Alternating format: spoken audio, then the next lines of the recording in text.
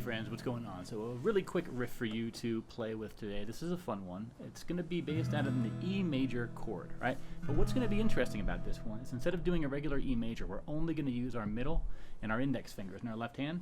What that does is it frees up these two fingers right here to do some stuff with the bass notes, okay? So specifically in this riff, we're going to start off with the bass note on the 4th string, 2nd fret, okay? That's an E note, right?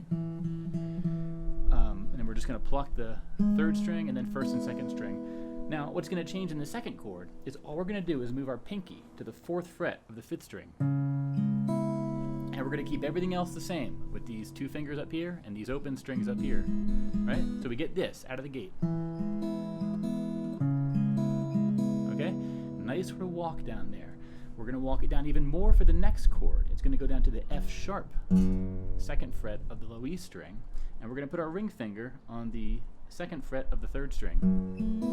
And what you're going to see here, pattern-wise, is the 1st and 2nd strings are open on this chord as well as the previous two. So the 1st chord is that E. 2nd chord is the E with the C sharp bass note. 3rd chord is the F sharp bass note, right, with those open two strings up here. And for the final chord, we're going to move our middle finger up one string to the 5th string, 2nd fret. Okay, so this is almost like a B7 with the high E string left open. And the previous chord, working backwards, is like a B7 with our bass note on the F sharp. Okay, that 3rd and 4th chord, one finger difference. And then we restart the entire thing. So listen again, and when you listen this time, pay attention to the thinnest two strings are left open for all chords. It creates a nice droning, a nice consistent sound that rings out consistently throughout this thing. All right, so check this out.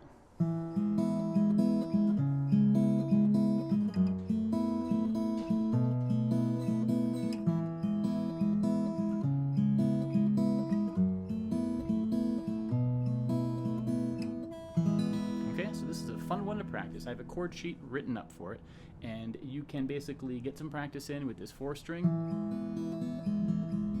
E chord, right? Get some reps in with your stretching your pinky. Okay, change your bass note to the low E string, and then go to that B bass note. And you can repeat it.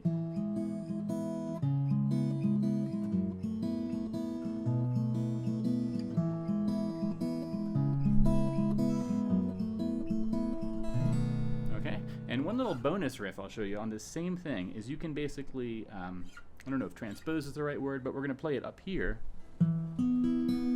right? If you do a 7-9-9 on your 5th, 4th, 3rd string, that's your E shape. Now here we're playing open, 7-9, open, open. And what we can do is just go from the E bass note to the C sharp bass note, that's the 9th fret of the low E string. Keep the thinnest 4 strings the same. Now we're going to go to the F sharp bass note, right? That's going to be 9th fret of the 5th string. Then we go to the B bass note, which is 7th fret of the low E string. And you repeat it.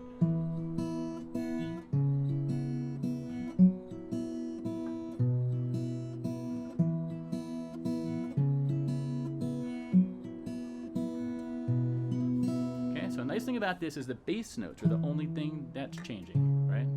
The sort of what you're strumming on the top end is staying the same. This is something that I've noticed that's happening in lots of riffs that I've learned over the years. And in learning this riff, right, I sort of realized, oh, this is just like those other riffs I played. For example, here's Jack Johnson doing Posters, right?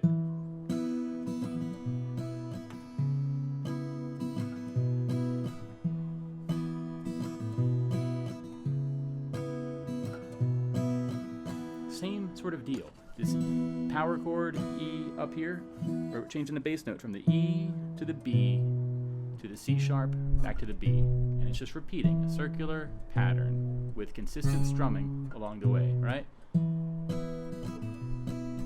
I have a separate lesson all on this riff, right? Then as I also was putting this together, I realized this is something that like Dave Matthews did a lot. I learned a lot of his songs back in college, and like number 41, for example, he's going to keep his ring and pinky fingers here, up here on the 7th and 8th fret.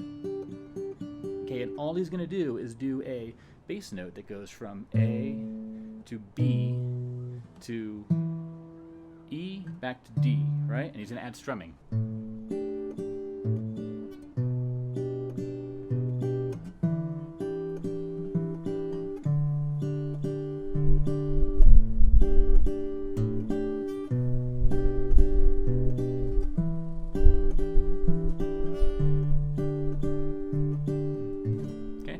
Lots of other riffs that are just like this. I'm going to include those in my PDF if you want to get a sort of survey of other riffs that I've learned and I've taught lessons on over the years that use this same sort of circular bass line thing. But in the meantime, if you just want to learn this sort of E exercise with the stretch to the C sharp minor or the C sharp bass note into the F bass note into the B bass note, it's a good one as well. So here it is one more time, and I'm going to leave y'all with that.